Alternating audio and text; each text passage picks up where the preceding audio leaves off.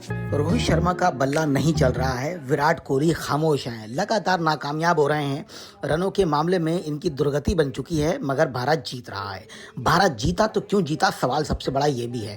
विराट नहीं खेले, उनकी जगह अय्यर को खिलाया गया, जो मैच में टर्निंग पॉइंट बन गए और विनर पॉइंट बन गए। ऐसा खिलाड़ी जिसको ये बेंच पर बिठाने का काम कर रहे थे, ऐसा खिलाड़ी जिसने धमाकेदार बल्लेबाजी कर रखी है, आखिर वो विराट के मामले में पीछे खड़े हुए थे, क्योंकि विराट को सिर्फ इसलिए खिलाया जाना ज़रूरी समझा जा रहा था कि वो सीनियर मोस्ट हैं और उनके पास रनों का बहुत बड़ा स्कोर है। मगर वर्तमान में वो बिल्कुल भी नहीं खेल पा रहे हैं, ये भी एक बड़ा सत्य है। जब उनको हटाया गया तो श्रेयस अय्यर को लाया गया, और श्रेयस अय्यर की बॉलिंग ने भारत को तो जिताया ही, बैटिंग ने भारत को तो जिताया ही, साथ में एक धमाकेदार जीत भी दर्ज कराई, जिसका पूरा श्रेय अय्यर को जाता है। अय्यर ने वो लाजवाब पारी खेली कि लोग देखते रह गए। 36 गेंद पे ताबड़तोड़ 59 रनों की पारी खेलकर उन्होंने तहलका मचा दिया।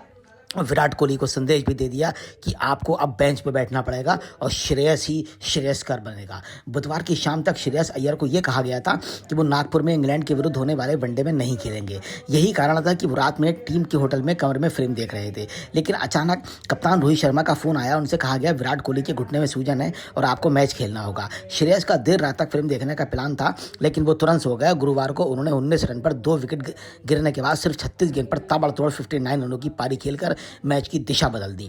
भारत ने पहला वनडे 4 विकेट से जीता, जिसमें शुभमन गिल का भी बहुत अच्छा योगदान रहा। आप ये भी जानते हैं, मगर मैच की दिशा अय्यर ने मोड़ी और जोश बटलर ने भी इस बात को माना कि अय्यर ने अपने हाथों से हमसे मैच को छीन लिया। मैच के बाद भारतीय उप कप्तान गिल ने विराट कोहली की फिटनेस को लेकर चल रही आकांक्षाओं को खारिज करते हुए कहा वो रविवार को कटक में होने वाले दूसरे वनडे में वापसी करेंगे। कोहली के दाएं घुटने में सूजन थी। भारत को इस सीरीज के बाद पाकिस्तान और दुबई में 19 फरवरी से शुरू होने वाले चैंपियंस ट्रॉफी में भी भाग लेना है।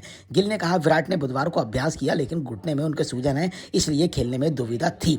श्रेयस ने पहले ही वनडे के बाद कहा था कि वो अंतिम 11 में नहीं थे, विराट के अनफिट होने के कारण उनको जगह मिली। अब सवाल यह है कि क्या सिर्फ दाएं संयोजन की वजह से श्रेयस को बाहर करना कितना ठीक है। मुख्य कोच गौतम गंभीर बाएं दाएं संयोजन के कारण बाएं हाथ के बल्लेबाजों को ज्यादा तरजीह देते हैं।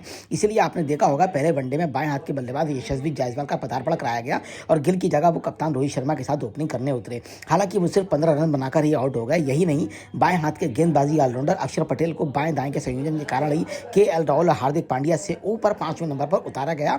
ये दाएं बाएं वाला खेल गौतम गंभीर का बड़ा निराला है। सफल हुआ तो ठीक, वरना असफल हुआ तो कबाड़ा करने का काम करेगा। आपको पता है अगर विराट आए तो क्या होगा। विराट अगर दूसरे वनडे में वापसी करते हैं और वो भी रोहित शर्मा की तरह परफॉर्म करते हैं, जो लगातार कई साल से बहुत ही खराब परफॉर्मेंस कर रहे हैं, तो गंभीर और रोहित वहां पर क्या करेंगे। यशस्वी और अय्यर में से किसे ड्रॉप किया जाएगा, सबसे बड़ा सवाल है। निश्चित तौर पर ऐसा तय हो चुका है कि अब विराट कोहली को ही ड्रॉप किया जाएगा, अय्यर को अपने स्थान पर रखकर खिलाया जाएगा, क्योंकि अय्यर ने जो परफॉर्मेंस दिखाई है उसने भारतीय टीम का मनोबल भी बढ़ाया है। क्योंकि पहला मैच वो भी धमाकेदार तरीके से जीतना बहुत बिरले ही ऐसे कर पाते हैं, उसके बाद विपक्षी टीम का धैर्य टूट जाता है और धराशायी हो जाता है। यशस्वी को आसानी से एकादश में जगह मिलने की संभावना बन रही है। अय्यर ने अपने पदार्पण वनडे विश्व कप के 11 मैचों में 530 रन बनाए थे, उसके बाद भी उनको बेंच पर बिठाने का काम गंभीर के द्वारा किया गया। उन्होंने विश्व कप में 3 अर्धशतक और 2 शतक भी ठोके थे। अय्यर उस वैश्विक आयोजन में 7 में सबसे ज्यादा रन बनाने वाले खिलाड़ी बन गए थे। हालांकि इसके बाद घरेलू क्रिकेट नहीं खेलने के कारण उन्हें हटा दिया गया। श्रीलंका के विरुद्ध पिछली वनडे सीरीज में उनके लिए अच्छी नहीं थी। इस साल वो घरेलू क्रिकेट खेले। इस 30 वर्षीय क्रिकेटर ने विजय हरारे ट्रॉफी में मुंबई के लिए 2 शतक जड़कर कमाल कर दिया था। तो हम निश्चित तौर पे श्योर शॉट हैं कि यहाँ पर विराट को ड्रॉप करके श्रेयस अय्यर को ही लेने की तैयारी हो रही है। अब हम शुभमन गिल के बारे में आपको बताते हैं। उन्होंने जब लाजवाब पारी खेली और उस पारी के अंदर 80 प्लस का स्कोर किया, तो वो चाहते तो शतक बना सकते थे, लेकिन उनका कहना यह है कि मैंने शतक की तरफ ध्यान नहीं दिया, मैं टीम की तरफ ध्यान दे रहा था। भारतीय उप कप्तान शुभमन गिल ने कहा मैं अपने शतक के बारे में नहीं सोच रहा था, मैं क्षेत्र रक्षण की सजावट पर ध्यान केंद्रित कर रहा था, उसी के अनुरूप अपने शॉट खेल रहा था, मैं गेंदबाज पर हावी होने की कोशिश कर रहा था। उन्होंने कहा मैं टेस्ट में तीसरे नंबर पर बल्लेबाजी करता हूं, इसीलिए मुझे बहुत अधिक सामंजस्य नहीं बिठाना पड़ा।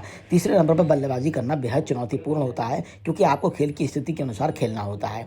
अगर टीम ने जल्दी विकेट खो दिया हो तो आपका संभल कर बल्लेबाजी करनी होती है। अगर टीम को अच्छी शुरुआत मिली हो तो आपको उसे आगे बढ़ाना होता है। मैं मैच की स्थिति के अनुसार खेलता हूँ। ये लाजवाब वर्जन शुभमन गिल ने अपने मुख से दिया। आपको सबसे बड़ा आश्चर्य होगा कि दुनिया के धुरंधर कप्तान रहे और लाजवाब बैट्समैन रिकी पोंटिंग जो ऑस्ट्रेलिया से हैं, उन्होंने भी श्रेयस अय्यर को ना खिलाने पे हैरानी जताई थी। ऑस्ट्रेलिया के क्रिकेटर दिग्गज रिकी पोंटिंग इस बात पे बहुत हैरान हैं कि श्रेयस अय्यर को भारत की सफ़ेद गेंद की टीम में स्थायी स्थान नहीं दिया गया है, जबकि वो अपनी शानदार फार्म उपमहाद्वीप की धीमी पिचों पर स्पिनरों पर हावी होने की काबिलियत रखते हैं, ऐसा पोंटिंग ने कहा। पोंटिंग ने कहा, आईसीसी रिव्यू से कहा, मैं थोड़ा हैरान हूँ, वो पिछले कुछ समय से भारतीय टीम से बाहर थे। उन्होंने भारत में 2023 शानदार विश्व कप खेला था, जिसमें उन्होंने मध्य क्रम में शानदार प्रदर्शन भी किया था। मुझे तब लगा था कि उन्होंने वो स्थान लगभग पक्का कर लिया है, मगर उसके बाद भी उन्हें बेंच पर बैठाया गया, तो ये क्रिकेट का अपमान पोंटिंग ने बताया है। हालांकि फिर उन्हें कुछ चोट लग गई थी, पीठ की चोट के कारण लंबे समय तक वो बाहर भी रहे। पोंटिंग को लगता है कि अय्यर 19 फरवरी से शुरू होने वाली चैंपियंस ट्रॉफी में अच्छा प्रदर्शन करने जा रहे हैं।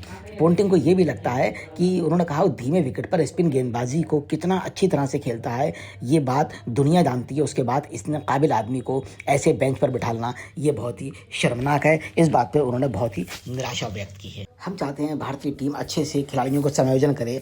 हमारे लिए जीतना महत्वपूर्ण है, ना कि बेवजह के बेतुके प्रयोग करना। अब मैं दूसरी खबर की तरफ आता हूँ। एक ऐसा रिकॉर्ड दुनिया में एक खिलाड़ी बना रहा है जो खामोशी से आगे बढ़ता चला जा रहा है, जो सचिन तेंदुलकर के रिकॉर्ड की तरफ भी खामोशी से दबे कदमों से बढ़ रहा है। उनका नाम है स्टीव स्मिथ, जो इस टाइम ऑस्ट्रेलिया के कप्तान भी हैं और दुनिया के धुरंधर बल्लेबाज हैं। ऑस्ट्रेलियाई कप्तान स्टीव स्मिथ ने शुक्रवार को गाल में श्रीलंका के विरुद्ध दूसरे टेस्ट के दूसरे दिन अपना 36वां टेस्ट शतक बना दिया।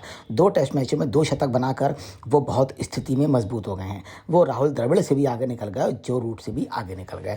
इस शतक के साथ स्मिथ ने राहुल द्रविड़ और जो रूट की बराबरी कर ली। पैट कमिंस की अनुपस्थिति में ऑस्ट्रेलिया की अगुवाई कर रहे स्मिथ ने अभिजीत 120 रन की पारी खेल के तहलका मचाकर रख दिया है। स्मिथ ने जो टेस्ट करियर में शतक जड़ा वो 36वां शतक है। आपको आश्चर्य होगा कि 17वां टेस्ट शतक उन्होंने अपने कप्तान के रूप में लगा दिया है। 7वां शतक उनका टेस्ट में स्मिथ का ये एशिया में 7वां शतक है। अगर हम शतकों की बात करें तो सबसे ज़्यादा टेस्ट के शतक जो हैं 51 सेंचुरीज सचिन तेंदुलकर ने बनाई हैं। 45 जैक कैलिस जो अफ्रीका से संबंधित है उन्होंने बनाई हैं। नंबर 3 पर रिकी पोंटिंग हैं जिनकी 41 सेंचुरी हैं जो ऑस्ट्रेलिया से संबंधित हैं। नंबर 4 पर 38 सेंचुरीज कुमार संगकारा की हैं जो श्रीलंका से हैं। और नंबर 5 पर स्टीव स्मिथ आ गए हैं और वो भी ऑस्ट्रेलिया से संबंधित हैं। और 36 ही सेंचुरी जो रूट की हैं जो इंग्लैंड से हैं और 36 ही राहुल द्रविड़ की हैं जो इंडिया से हैं। यानी अब जो वर्तमान में जो लोग खेल रहे हैं उसमें स्टीव स्मिथ ही सबसे ऊपर हैं और उनके बाद जो रूट हैं जो खेल रहे हैं। तो निश्चित तौर पे जो रूट और स्टीव स्मिथ जो है बहुत जल्द कुमार संगकारा का रिकॉर्ड तोड़ेंगे, क्योंकि सिर्फ 2 सेंचुरीज बची हैं कुमार संगकारा का रिकॉर्ड तोड़ने में। उसके बाद रिकी पोंटिंग का तोड़ने में 3 सेंचुरी बचेंगी और सचिन तेंदुलकर का तोड़ने में 10 सेंचुरी बचेंगी। अगर इन खिलाड़ियों ने 15 सेंचुरीज और मार लेते हैं तो ये निश्चित तौर पर सचिन तेंदुलकर के रिकॉर्ड के बराबर भी खड़े हो जाएंगे और उनका रिकॉर्ड तोड़ने का भी काम कर सकते हैं, क्योंकि सचिन तेंदुलकर ने सबसे पहले सबसे ज़्यादा 51 शतक का रिकॉर्ड उनके नाम है। तो ये स्मिथ और जो रूट हल्के हल्के जो दबे कदमों से बढ़ रहे हैं, तो ये निश्चित तौर पे भविष्य में शतकों के मामले में तहलका मचाने का काम करेंगे। जय हिंद, जय Bharat, thank you very much.